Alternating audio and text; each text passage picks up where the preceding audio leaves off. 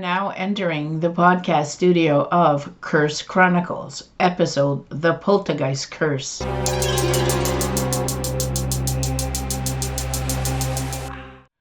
Welcome to Curse Chronicles, the podcast where we explore history's most chilling curses, mysterious legends, and the dark stories that haunt our past. I'm your host, Sandra Pink, and today we dive into one of the most intriguing curses of the Poltergeist curse. Is one of the most chilling legends in Hollywood history. A tale where real-life tragedy seems to shadow a supernatural horror franchise. It's a long-standing theory that suggests an eerie pattern of misfortunes and untimely deaths. The story of the Poltergeist curse is one of the most chilling legends in Hollywood history. A tale where real-life tragedy seems to shadow a supernatural horror franchise. The Poltergeist movie series 1982 to 1988, though a box office success, became infamous for its connection to a string of unexpected and often eerie deaths involving its cast. The origins of the Poltergeist curse. The first Poltergeist film was released in 1982, co-written and produced by Steven Spielberg and directed by Tobe Hooper. The movie tells the story of a suburban family whose home is invaded by malevolent spirits that eventually kidnap their youngest daughter, Carol Ann, into another dimension. The film's chilling themes of disturbing graves and supernatural possessions left a lasting impact on audience. But it was the events behind the scenes, and especially what happened afterwards, that gave rise to the curse. Deaths that fueled the curse. Here are the most commonly cited tragedies associated with the Poltergeist curse. Number 1. Dominic Doone, Dana Freeling, 1982. Just months after the release of the first film, Dominic Doone, who played the teenage daughter Dana, was murdered by her ex-boyfriend John Sweeney in her own driveway. She was just 22 years old. After being choked into unconsciousness, she never woke up and died days later. Sweeney was convicted of voluntary manslaughter and controversially received a light sentence of only 3.5 years in prison. Number 2. Heather O'Rourke, Carol Ann, all 3 films. Heather O'Rourke was the iconic face of Poltergeist, famous for the line, "They're here." She was just 6 years old when she started in the first film.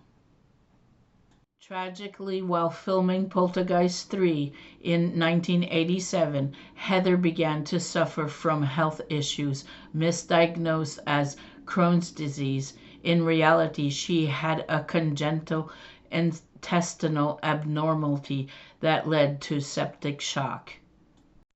She died on February 1st, 1988, at only 12 years old, just months before Poltergeist 3 was released. Her death hit the public hard and became the centerpiece of the cursed legend. Number 3. Julian Beck, Reverend Kane, Poltergeist 2. Julian Beck played the unsettling villain, Reverend Crane, a ghostly cult leader in Poltergeist 2, The Other Side. During filming, Beck was battling stomach cancer, which had already progressed to a severe stage. He died in September 1985, before the film's release. His haunting appearance and real-life death only added to the mystic of the curse. Number 4. Will Sampson, Taylor, The Shaman Poltergeist 2. Will Sampson, a Native American actor and shaman, played the spiritual guide who helps the Freeman family in the sequel.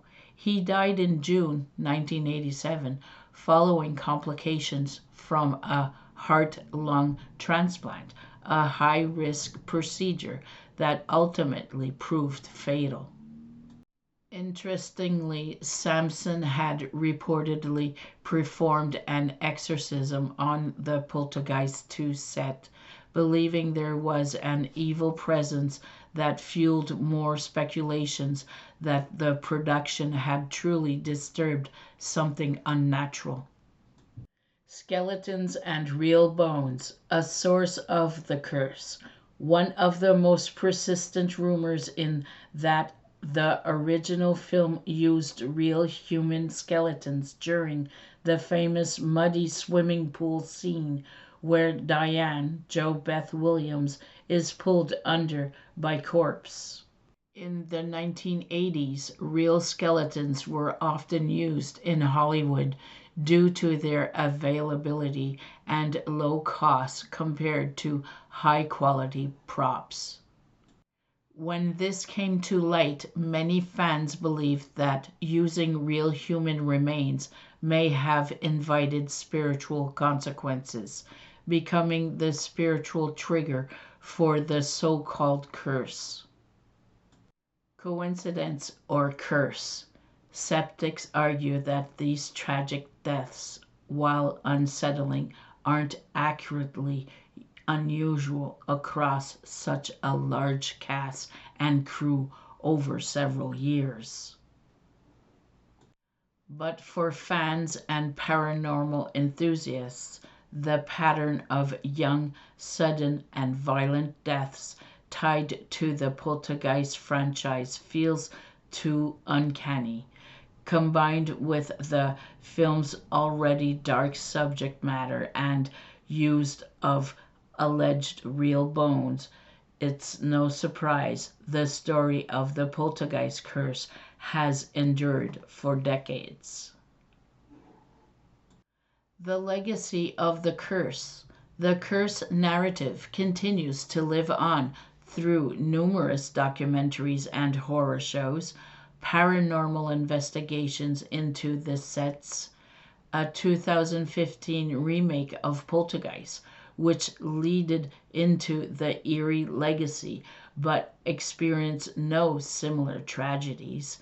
Despite being a work of fiction, the real-life misfortunes behind Poltergeist have made the franchise feel almost too real, too haunted. And that brings us to the end of this episode of Curse Chronicles. What do you think? Is the Poltergeist curse real or just a coincidence? Let me know your thoughts by reaching out to me on all social media or leaving a comment. If you enjoyed this episode, don't forget to like, subscribe, and leave a comment. Remember, stay curious and, as always, beware of curses from the past.